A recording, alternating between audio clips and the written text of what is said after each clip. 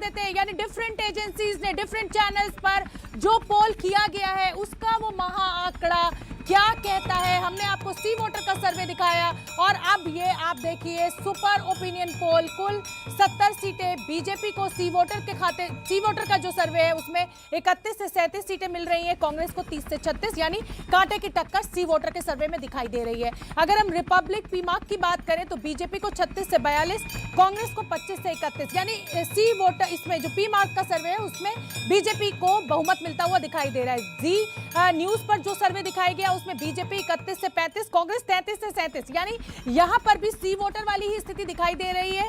BJP और कांग्रेस के बीच कांटे की टक्कर।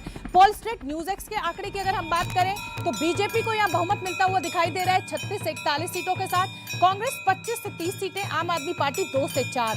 यानी ये जो लड़ाई है वो ज्यादातर पोल्स में कांटे की दिखाई दे रही है। अब इंडिया है डीटीजी के डाटे की अगर हम बात करें तो बीजेपी 40 से 50, यानी एकदम क्लीन स्वीप, पूर्ण बहुमत, कांग्रेस को 16 से 20 सीटें।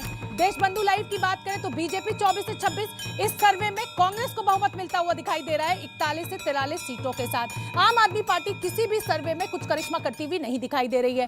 टाइम्स नाउ का जो सर्वे है उसमें बीजेपी को बढ़त दिखाई जा रही है, क्लीन स्वीप, बड़ा बहुमत मिलता हुआ दिखाई दे रहा है। अगर हम पोल ऑफ पोल्स की बात करें तो ये फाइनल आंकड़ा आपके सामने, और इस फाइनल आंकड़े के हिसाब से बीजेपी को बहुमत मिलता हुआ 35 से 40 सीटों, कोई बहुत बड़ा बहुमत नहीं है, बिल्कुल मार्जिनल बहुमत है, लेकिन बीजेपी को मिलता हुआ दिखाई दे रहा है। कांग्रेस पिछड़ती हुई दिखाई दे रही है 26 से 30 सीटों के साथ।